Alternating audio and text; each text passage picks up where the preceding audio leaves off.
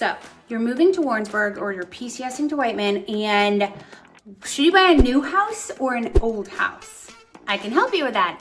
Today, we are talking about new construction in Warrensburg and Knob Noster versus old construction. What is right for you? Let's dive into it. Don't forget to like and subscribe because I make a new video every week. You're gonna wanna get notified, and my contact information is right down there. My name is Eva. Do not hesitate, reach out, call me, text me, email me. I love talking to people. Okay, friends, we are gonna talk about the one, the only, the big decision. Do you wanna buy a new house or a new to you house? I surprisingly get asked this question quite a bit by many clients, and I say, I don't know, kind of depends, which is why I decided to make this video. I put together 8 different kind of pros and cons for both that'll kind of give you a very good idea of whether or not you should buy a brand new construction house or if you should find something that was built a little bit ago and save your pocketbook. Very first thing, number one, we're gonna talk about the price. So as you probably know by the description, new construction is new, meaning it was built in the last couple years or is still currently being built. The price range difference in Warrensburg and Knob Noster, now this is just our little section of the country. It's very different if you go to like California or New York, but here in ye old Burg town, you're looking for a new construction house, you're anywhere between $180 and $220 per square foot. So if you think a normal new construction house is around 1,700 to 2,500 square feet. If you're looking in that kind of basic starter home range, that'll kind of tell you how much it is. So basically, if you have a 2,000 square foot house at $200 a square foot, you're looking at around $400,000. So good at math. Anyway, continuing. So that's kind of the idea of price. So that, of course, is a pretty hefty price tag. The prices of new construction houses in Warrensburg start right around $340,000 and they go all the way up to around $500,000. So new houses in Warrensburg really kind of are staying between that $358 and $450 range. Now, this can come with incentives. For example, if you get in on it early enough, you can do things like pick your paint colors, get incentives, etc. But you have that high price tag. Obviously, going for older homes, you have a less expensive price tag, basically $120 to $160 per square foot. So that's a big difference. There's also quite a few more homes available. So you have more to choose from. So if price is a thing, like if you say, oh my gosh, Eva, 400K or 350K is out of my budget, well, you're probably not going to want to look at new construction then. So that tells us right there, let's look at older homes. Moving on, repairs and maintenance, number 2. So this is a big one. If you are the type of person that you just want to come in, move in, not have to worry about anything, you're only going to be living here for, 2 to 6 years, you don't want to have to deal with maintenance and repairs, etc., then new construction is probably the way to go. Because if you're buying it new, one, you get that builder's warranty, that's usually a year. But also everything's new. It's very doubtful you're gonna need a new HVAC or a new roof or new appliances, etc., because they're brand new and they're hopefully, knock on everything, going to last the entire time that you're here. With an older house, obviously, that's not gonna be the case. You're gonna have maintenance. Now, if you have a good agent and they do a really good home inspection, you should have a really good idea of what those maintenance costs in the near future will be. But that's something that you really need to consider and put as part of your budget. As you live there, you're probably gonna have to fix some things. And then when you go to resell the property, there may be things like you may need to file an insurance claim on a roof. You may need to repair or replace all the window screens. There's probably gonna be something. So that maintenance budget, so to speak, will be something that you have to think about. Moving on, number 3, character and charm. This one's kind of my favorite because I'm a giant nerd, but I love me some old houses. I love them because they have character. Oh my gosh. When you walk into like an old Victorian home or a 1950s mid-century modern ranch, it just feels unique. It feels different. It feels special. That, and when things were built back in the day, it seems like they were just built with more character. You see that the thick wood around the windows, or just the way that they were built, the really high ceilings. There's more design to them compared to some of the newer homes that are just they seem very cookie cutter, and they're beautiful. Don't get me wrong, they are gorgeous, but there's 100 to 200 more like them. If you want a home that has character and age to it, where it feels very unique, you're probably gonna wanna look at an older home. And thankfully here in Warrensburg, we have a lot of really awesome older homes on the market, ranging anywhere from homes built in the 1950s to homes built back in the 1800s.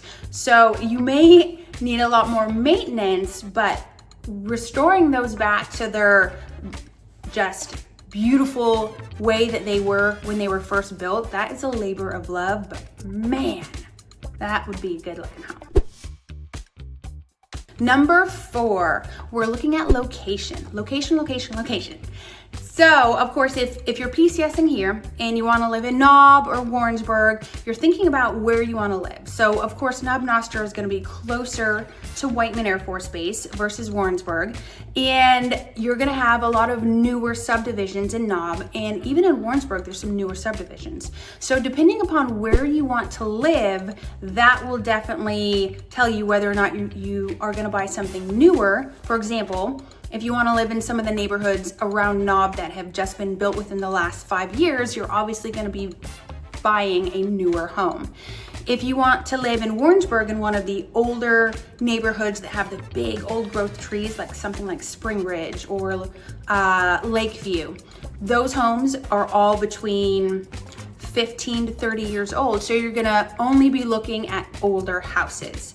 Now, if you choose something like Cahill, well, you get a mix of both worlds. You get homes that were built, 10, 15, 20 years ago, but then you also get homes that are still being built. So you have a little more option, or you can buy a lot and build your own.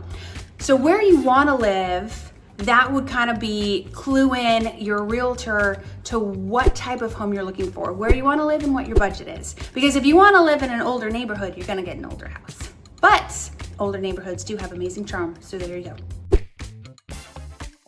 Number 5, this is one that makes me feel old just saying. It reminds me of my father saying, don't leave the door open, you're gonna air condition the whole neighborhood. But energy efficiency.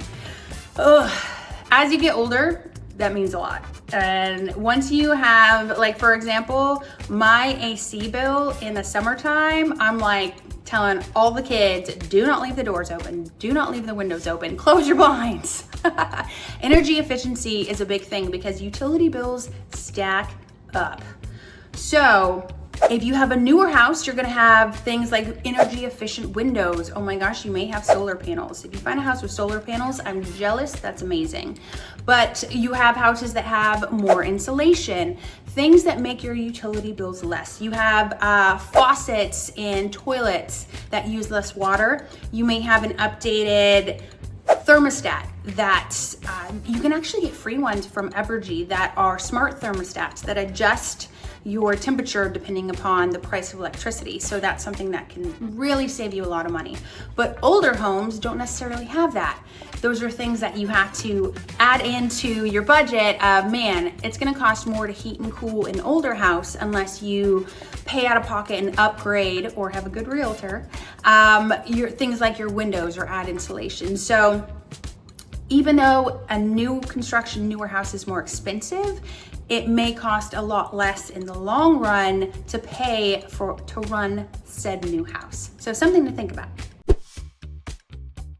Layout and lifestyle. One thing that you will see with subdivisions, not just in Warrensburg and Knob Noster, but across the entire United States, is that usually a builder will go into a subdivision and start building homes, and they're going to look very similar and have very similar layouts. For example, there's the traditional standard California splits or just split level home where you walk in, you walk upstairs, you have a living room, you have a bunch of bedrooms and a bathroom, then you walk downstairs, you have another smaller living room and maybe another bathroom and another bedroom, and then a garage. And it's very standard. It's the same thing over and over and over and over and over again. It's beautiful, but it's the same. If you get a house that was built maybe in the last 30, 40, 50, 60, 70 years, you're gonna see varied floor plans. A lot of people don't just build raised ranches anymore where it's just one level or have unique architecture. So with older houses, you get a lot of different layouts versus the very standard layout of just boom, this is what the builder is building in this subdivision. Now, of course, if you have the money to build your own home, you can hire that person that designs that house plan, and you can design whatever you want.